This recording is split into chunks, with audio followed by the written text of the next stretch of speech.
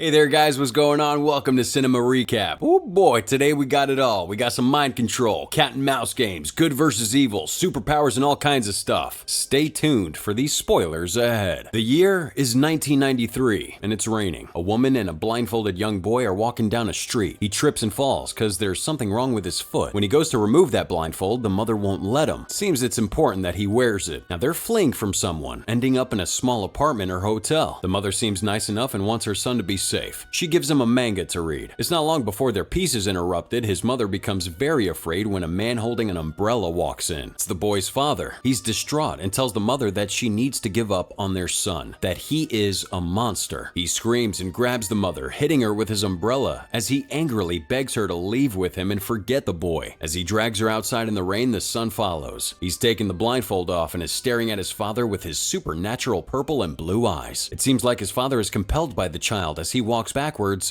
down the stairs, stops, and snaps his own neck. The boy runs away, falling in the street again. His foot is looking worse than it did before. We see that the mother is still alive, sitting on her hands and knees in the pouring rain. We hear a man's voice, must be his, questioning his existence.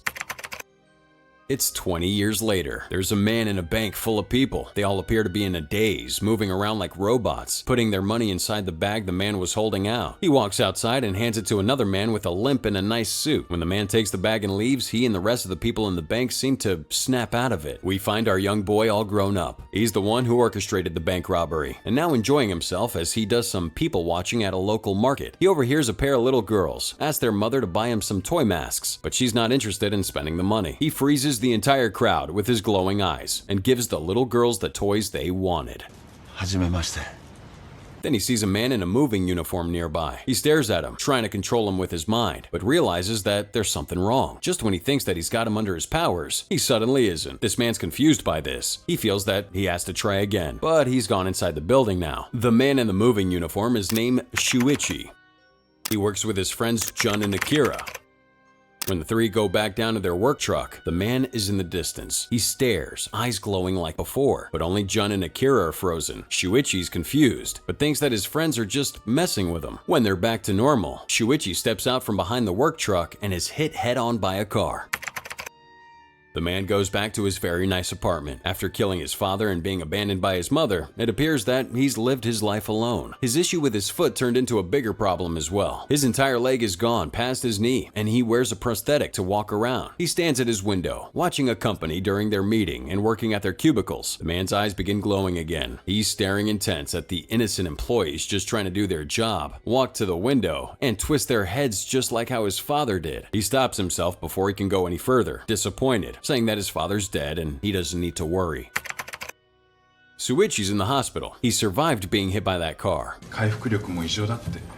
but not without several broken bones. And to make things worse, the company he worked for fired him after the accident. Thankfully, Shuichi seems to be making quite a speedy recovery. His friends tell him the docs are saying at how amazingly well he's doing in such a short time. The doctors, happy with the progress, allow him to leave, no longer needing to be hospitalized. He decides to visit the man that hit him with the car. Jun gave him the gentleman's business card after he had sent flowers to Shuichi's hospital room. He was hoping that he owned a big company since his card seemed legit. It turns out that he really just owns a guitar shop and repair business. He and his daughter are happy and shocked to see him alive and well in such a short time. He apologizes profusely, feeling awful about the accident. The nice shop owner wants to give him money, asking to pay Shuichi over the next 10 years.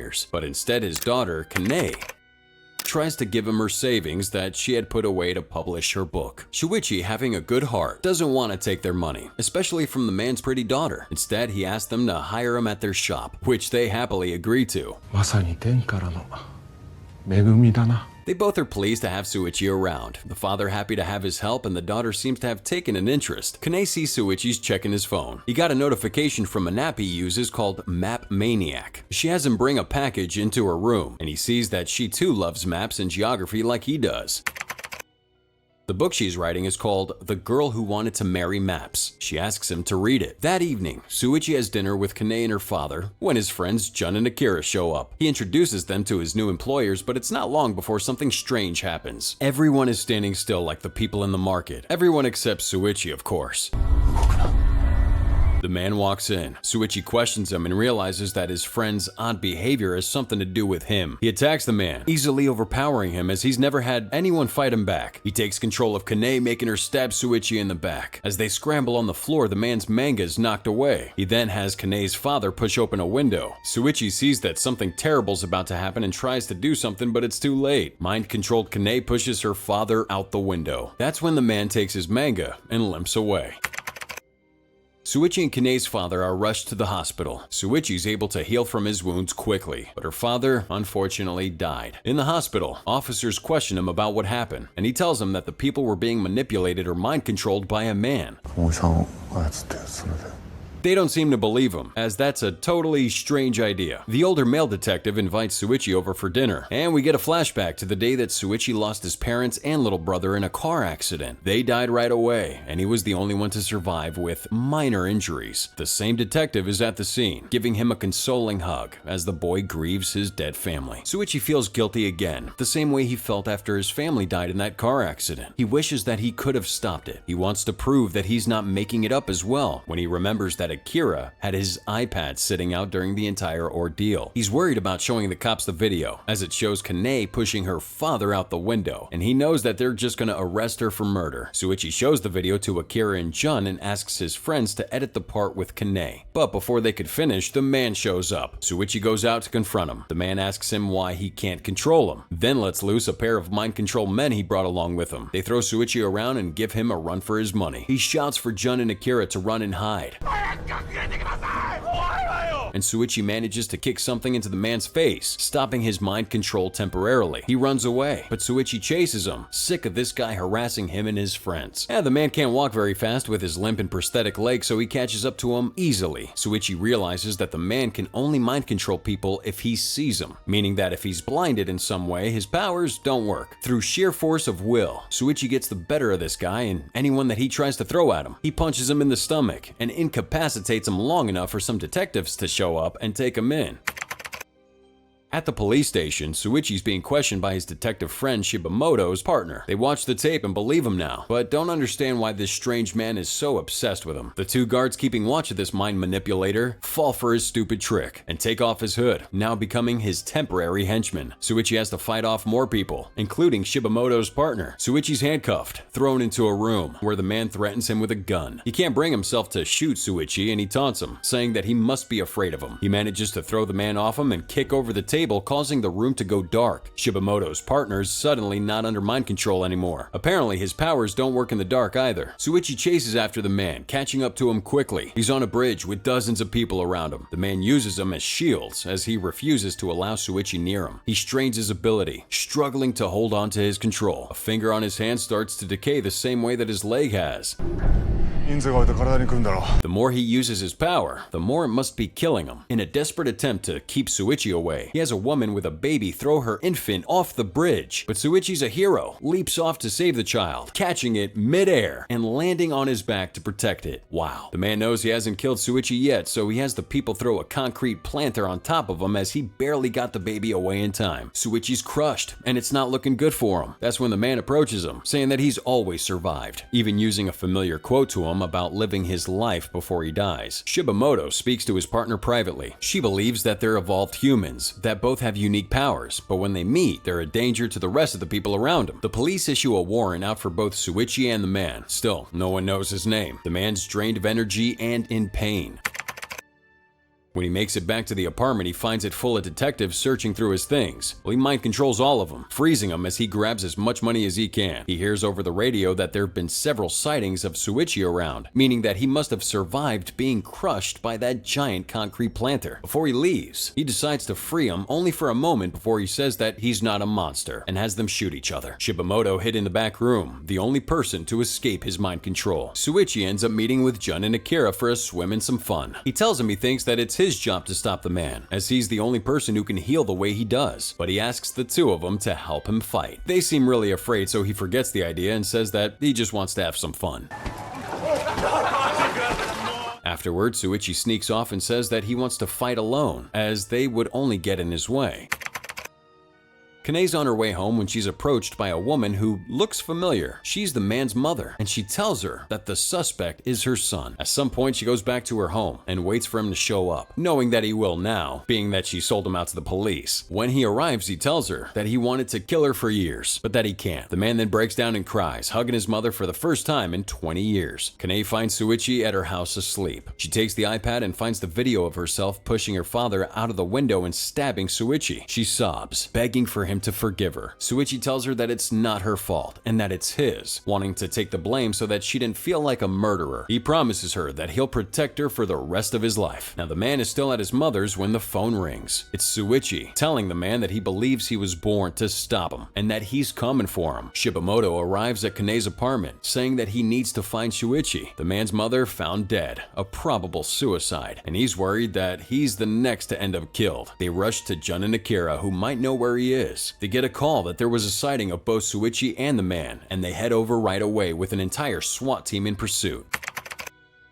Shuichi enters a theater. He thought the man would meet him there alone, but he should have known that he wouldn't. The place is full of people, and the man is using him to talk to Shuichi, all of them under his mind control. He tells Shuichi that it's his fault that all those people are there, and it continues to be his fault when they die. The man starts making people jump from the balconies and second story to the death around him. He's pleading for the man to stop, just when he thought he had the better of Shuichi. 何もかもお前のせいだ。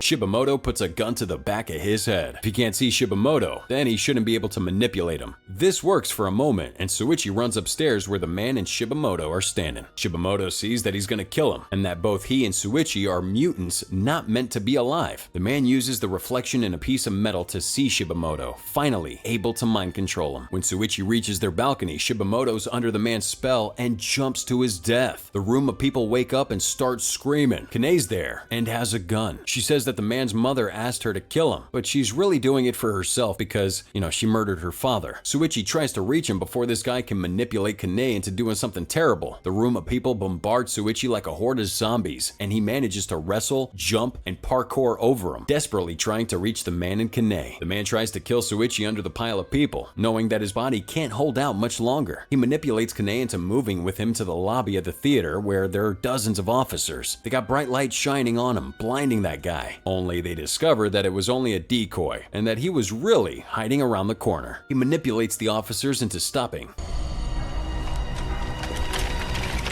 but Shuichi grabs him. The man calls him a monster too, shooting him in the leg. Shuichi agrees because he's always felt guilty about not being able to save his little brother the day his family died. He says that he's not going to let anyone else die. And this man controls Kane again. She starts walking towards a very deep hole with a staircase that leads to what seems to be nowhere. He's begging him to not make her jump over the edge. He actually listens and says that he's going to be the one to kill Shuichi. He's weak and falls down a few steps, dropping his manga. Shuichi sees the print that reads the man's name and says that he has one after all. The man begins spitting up blood, his body finally giving in after all of his power usage. He falls over the edge, but Shuichi grabs his hand, saying that he won't let anyone else die. After moments of struggling and the man telling him to let go, they fall over the edge together, both reflecting on their moments as men that have a hard time fitting into life. The two must have survived. They have the man blindfolded and restrained. He asks the detective where Shuichi is, and she tells him that he saved him and lived. He sheds a tear, his enemy turning savior, living his life until he dies. And that wraps it up, guys, for the movie MONSTERZ,